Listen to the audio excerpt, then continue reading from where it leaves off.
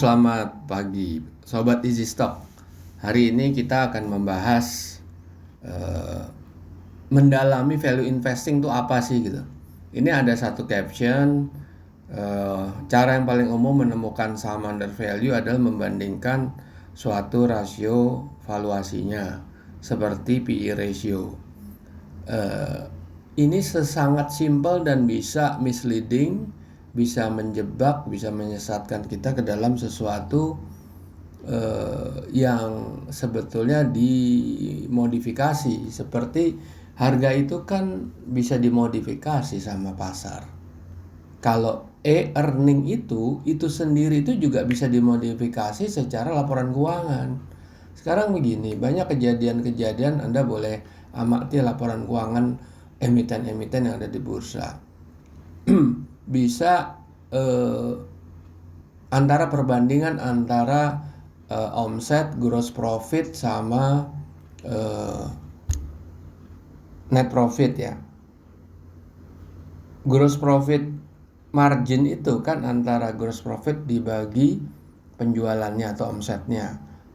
Bisa jadi gross profit itu angkanya 25%, tetapi net profitnya 40%. Kenapa? Karena ada pemasukan lain, dan itu kan berasal dari luar perusahaan. Yang kita bahas kan bukan perusahaan di luar emiten. Nah, yang kita bahas ini kan hanya emiten itu sendiri. Bagaimana dia bisa mengenerate cash yang ada di dalam perusahaan itu, bukan yang ada di luar. Nah, ini makanya valuasi ini bisa tepat, bisa menyesatkan dengan PE ratio gitu. Oke. Kita akan bahas. Nah, ini saham-saham analis teknikal ya. Tim analis teknikal Mandiri Sekuritas itu ada menyebut berapa? 8 saham ya. Nah, 8 saham ini kan hanya trading. Ya sekarang gini, trading kalau Anda day trader ya cocok lah, Anda pelototin aja tiap menit.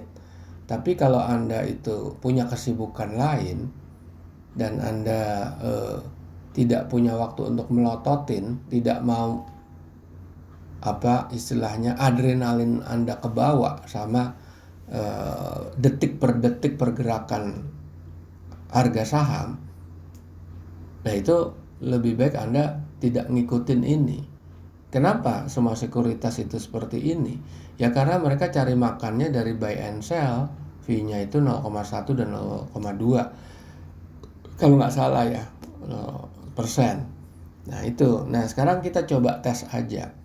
Dari yang direkomend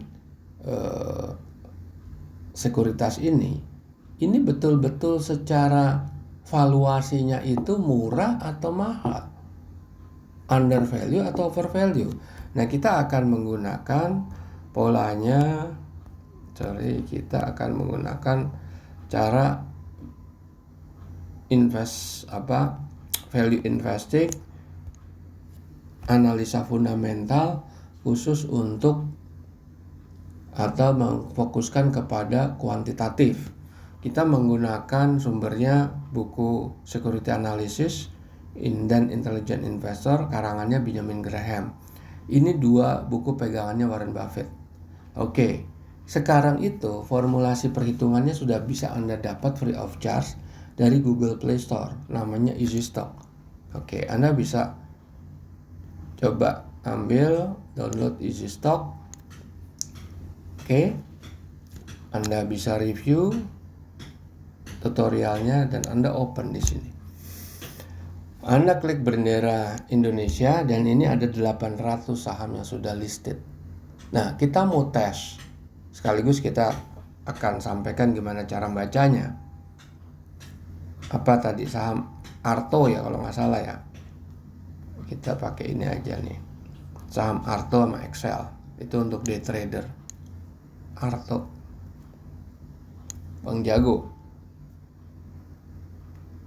Ini artinya valuasi atau nilai wajarnya 800 Harga pasarnya 9.800. Ini namanya bajai harga Mercy kalau menurut Lo Keng Hong. Bukan Mercy hajar harga bajai, tapi bajai harga Mercy namanya. Oke, kita buka panel ini. Laporan Q1. Growth-nya 1,8. Kecil ya, oke. Ini growth banget nih. Ini high growth lah. Return on equity-nya 0,2.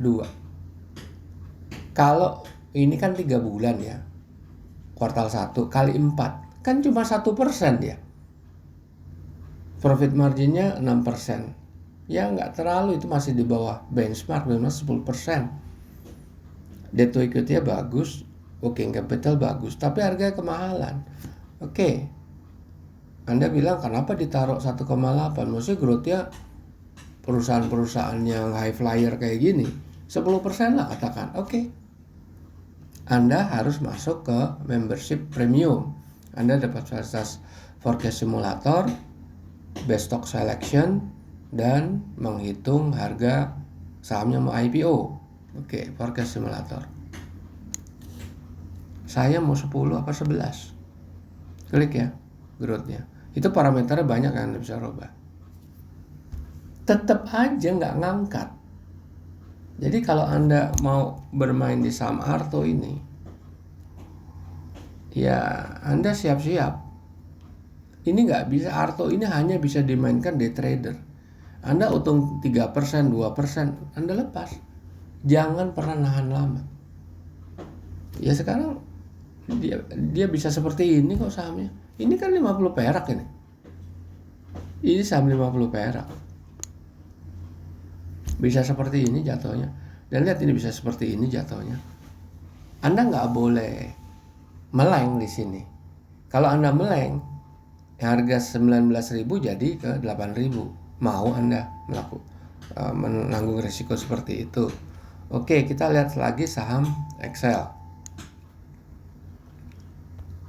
Emang rekomendasi day trading ya, bener sih. Cuma kalau Anda tidak mampu ya melototin grafik ya, jangan. Nah ini kelihatan gini, closing price-nya 2.450. Harga nilai wajar ya itu bisa sampai 4.200. Artinya ada 70% upside. Tetapi kenapa ini minus? Kenapa bisa nilainya ekstrim? Kita lihat aja di sini. Kita buka panelnya Q2. Growth-nya 2% persaingan tajam ya di cellular market ya. Oke. Karena dia cutthroat juga bisnis ya gitu. Oke. Kita lihat net current asset 2,3. Kalau nutup utang jangka pendek 21 triliun gimana ceritanya? Kan itu negatif 19 triliun. Makanya meskipun free cash flow-nya 10 triliun. Nah, makanya ini harus diperhatikan karena formulasinya Benjamin Graham itu melihat posisi jangka panjang. Kalau indeks itu turun terus, tertekan terus, dia akan bisa turun drastis. Ya mungkin nggak sampai angka seperti itu, ya butuh waktu yang sangat-sangat lama lah. Manajemen juga nggak melakukan apa-apa. Nah kayak gitu. Ini kan ekstrem juga, fluktuatif ya. Naik turun, naik turun, naik turun. Nggak ada steady naik, itu nggak ada. Steady turun malah, naik turun, naik turun, naik turun. Dengan volatility yang ekstrim, pergerakan yang ekstrim. Oke, kita lihat ICBP. Ini kan swing trade. Oke. Saya nggak ngerti sebetulnya istilah-istilah itu ya. ICBP. Oke. Trennya masih naik tapi sempat turun ya. Kita lihat valuasinya ICBP.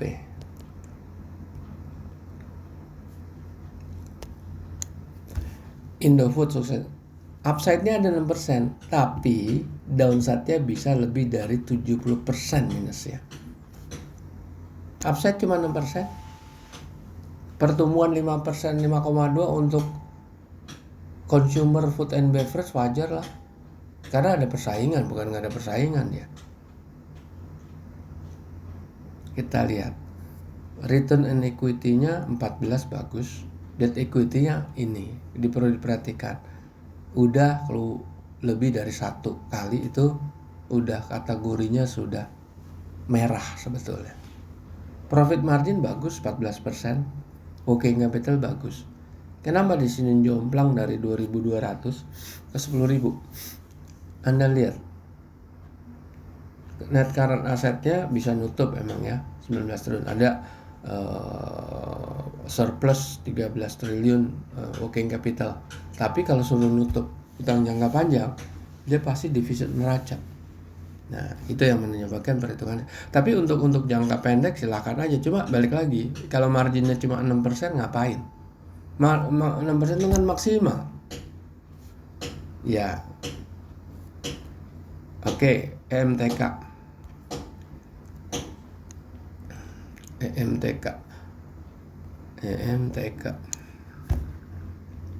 Nggak ada sama sekali upside-nya. Ini terlalu tinggi. Kalau saya bilang growth-nya 6% wajar ya. Nah, return on equity ya lumayan lah, di sedikit di atas benchmark. Debt to equity-nya rendah. Profit margin-nya nggak masuk akal. Kita lihat di sini. Gross profit margin 27%. Kok profit margin-nya lebih dari sales?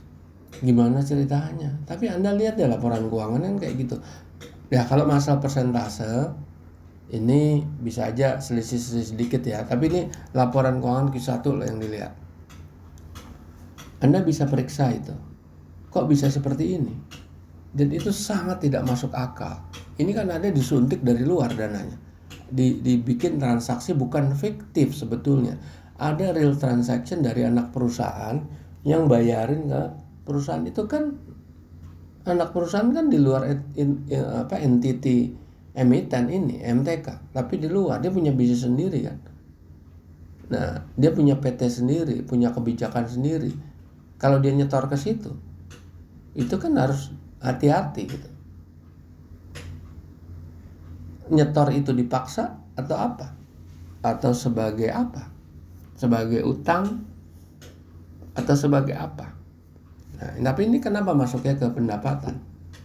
Bukan membayar ya pembayaran utang, tapi emang masuk ke profit and loss, betul.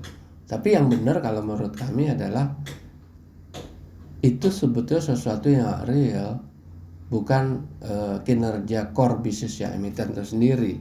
Oke, kita lihat lagi Akra.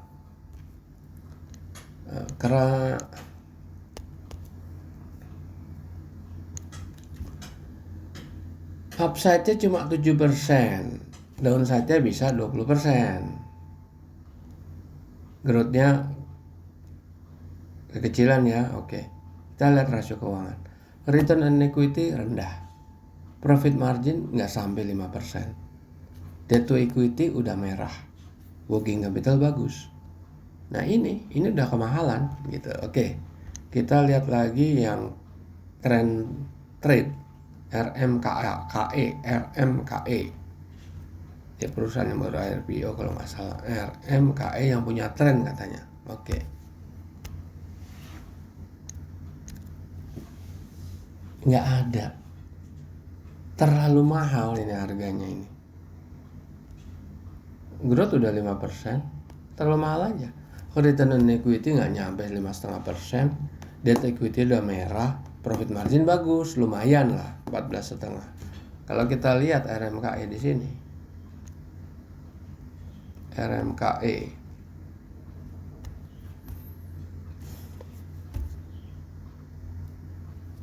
naik terus emang dari harga IPO yang cuma berapa 200, di bawah 200 malahan. Harga IPO-nya bener kan cuma 180 kan. Harga IPO-nya tuh mungkin di bawah 100 kemarin itu. Sempat turun di bawah 100. Oke, RMKE kita lihat UNTR.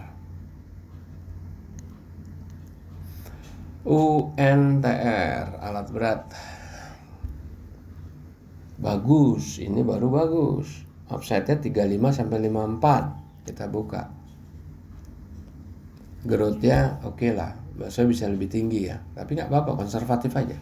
Yang penting di sini ada upside-nya 35 sampai sekian persen tadi ya. Return on equity 14,77, oke lah, di atas benchmark ya. Profit margin di atas benchmark, debt equity bagus, working capital bagus. Ini UNTR yang bagus. Indica Energy.